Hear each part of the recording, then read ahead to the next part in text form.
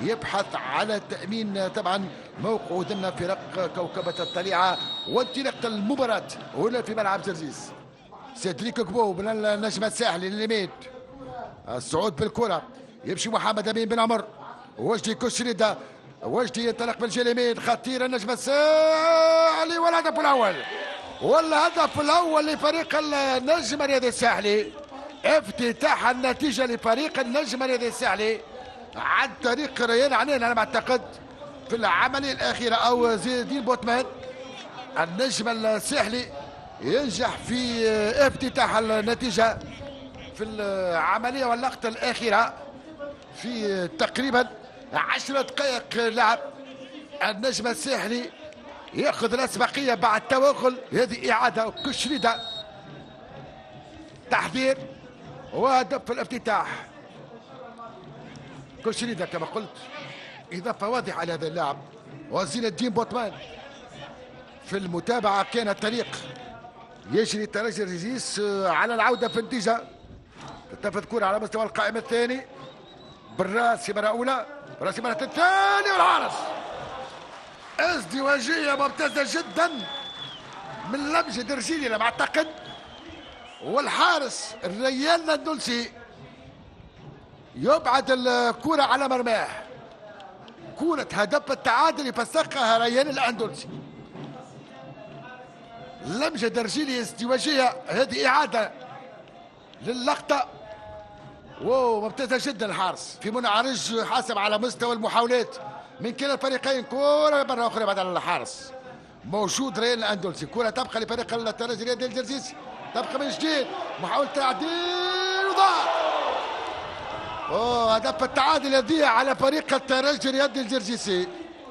هدف التعادل يضيع على هدف عن طريق طبعا محاولة من أولسن أبوجو في مرة أولى، والمتابعة من محمد فراس خومة. هذه الإعادة ضاعت الكرة. حركي أكثر للترجي الرياضي الجنسي في الدقائق الأخيرة. ضاعت الكرة. يمشي النجم الساحلي ريان عنين أسامة عبيد إلى بوتمان، محاولة المرور والحكم يشير بوصلة اللعيبة مش خطأ ضد ريان عنين. ترجع الكرة.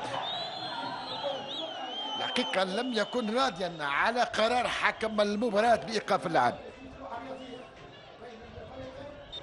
الحكم هذه المرة يشير إلى دخول الحماية المدنية.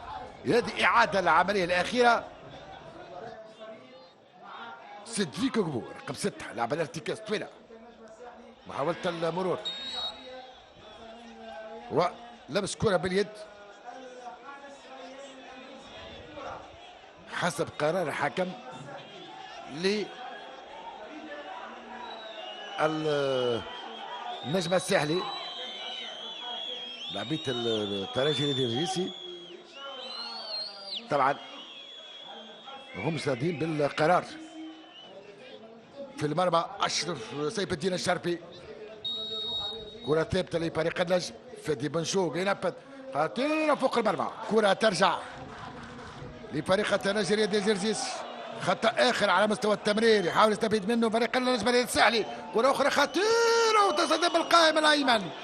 كرة تصطدم بالقائم الأيمن. نعم هذه إعادة العملية. هذه إعادة كرة فادي بن شوق أمامكم على الصورة. كانت الركنية لفريق النجم الساحلي، وفي التنفيذ خليل القصاب. خليل يستعد للتنفيذ، ينفذ على مستوى القائم الثاني بالراس وهدف التعادل. هدف التعادل لفريق الترجي الرياضي الجرجيسي عن طريق اللاعب محمد فراس خومة. ينجح في إعادة المباراة إلى نتيجة التعادل 1-1. وركنية عن طريق خليل القصاب. طليق بدون رقابة. المدافع المحوري محمد فراس خومة يعيد المباراة إلى نتيجة التعادل 1-1. قلت منذ لحظات أن الترجي الرياضي الجرجيسي يريد ويبحث على نقطة التعادل في هذه المباراة في مرة أولى، باعتبار الوقت مازال. طبعا مصطفى مشارك هذه إعادة العملية. شوف الإعادة على مستوى القائمة الثاني الصعود، وربما نقول دافيد روي على مستوى التمويه، وبالتالي خلى على الكرة أسامة عبيد وبوتمان ينفذ الكرة فوق المرمى. ضاعت الكرة الأخيرة من حسام دقدوق. الدولية هدى عفين، المنسقة الإعلامية أنيسة السويعي، محمد شدود، ومراقبة المباراة طبعا فؤاد البحري. انطلاقة الفترة الثانية من هذه المباراة للجهة اليمنى للترجي الجرجيسي. طيب العملية من جديد، خليل القصايب يرفع كرة، التحضير من المباراة الأولى، التصويب تصطدم بالمدافع، ركنية وستة أمتار. ضاعت الكرة، الخطأ وركنية ثابتة لفريق الترجي الجرجيسي. تتنفذ على مستوى القائمة الثاني، يخرج الحارس، التحضير يبقى خطر على مستوى القائمة الثاني بالراس مرة أولى، يتدخل الدفاع نجم الساحلي لإبعاد الكرة لا تمس. لاعب واعد جدا في فترات سابقة محمد أمين بن عمر، رقيق العب حتى في المنتخب التونسي، وكان لاعبا مهما في تشكيلة النجم الساحلي، ولكن لعنة الإصابات.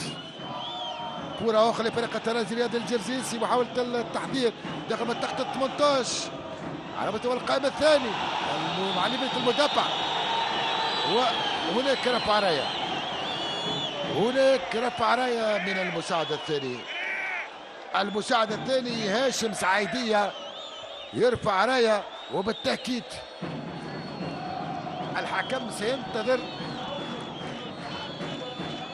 تقنية الفار، سينتظر وربما أيمن النصري وكذلك هدى عفيف، لأنه لاعبين الترجي الجرجيسي يطالبوا بوجود خطأ. هذه إعادة العملية الأخيرة لفريق الترجي الجرجيسي. كرة داخل المحور، مؤمن الرحماني يحضر التوزيع من المحسي. هل هناك عملية دفع أم لا؟ هنا اللقطة، إذا التحضير غسان المحسي على مستوى القائمة الثاني، هل هناك عملية دفع أم لا؟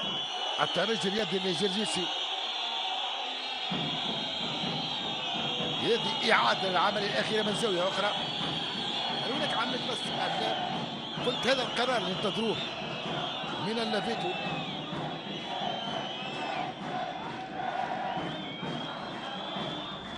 هذه إعادة. يبدو أنه هناك تسلل. يبدو هناك تم تسلل عند انطلاق العملية بالضبط. هنا في التسلل موجود الحقيقة. المهاجم اوف سايد ضد مؤمن الرحماني عند انطلاق العملية، اوف سايد ضد المهاجم، وبالتالي قلت النجم الساحلي محمد اللي يعني نبخة يعطي فرصة وتكون لفريق الترجي الجرجيسي. التصويب الجول الهدف الثاني، الجول الهدف الثاني لفريق الترجي الجرجيسي. أشرف بن ضياف، أشرف بن ضياف يضيف الهدف الثاني. كرة كانت داخل منطقة 18. الفرحة كبيرة واهتزاز جماهير الترجي الرياضي الجرجيسي في هذه المباراة. قلت جماهير الترجي الجرجيسي تعشق إلى حد طبعا كبير. فرحة كبيرة، فرحة كبيرة، واضحة الصورة، واضحة الصورة لفرحة جماهير الترجي الجرجيسي والإطار الفني واللاعبين. الهدف الثاني من أقدام اللاعب الخبرة والكبير أشرف بن ضياف، استقباله للكرة والترويض والتصويب في الزاوية الثانية للمرمى. أشرف بن ضياف يسجل الهدف الثاني. هذه إعادة عند انطلاق العملية، لم يكن موجود في موقع تسلل. الترويض شوف بعيدة في الزاوية البعيدة لمرمى الحارس الشاب ريان الأندلسي. إعادة في تشكيلة الترجي الرياضي الجرجيسي. كرة ترجع تتنفذ والهدف الثالث، والهدف الثالث مؤمن الرحماني. الثالث مؤمن الرحماني يضيف الهدف الثالث. فرحة كبيرة، هدف ثالث لفريق الترجي الرياضي الجرجيسي. تحركت اقدام وتحررت رؤوس واذهان لاعبين الترجي الرياضي الجزيري في الدقائق الاخيره. قلت أن المباراة انتظرت أن المباراة ستكون مفتوحة هجوميا، وكنت أنتظر أيضا حتى على المستوى اللعب الهجومي لفريقي النجم الساحلي والترجي الجزيري.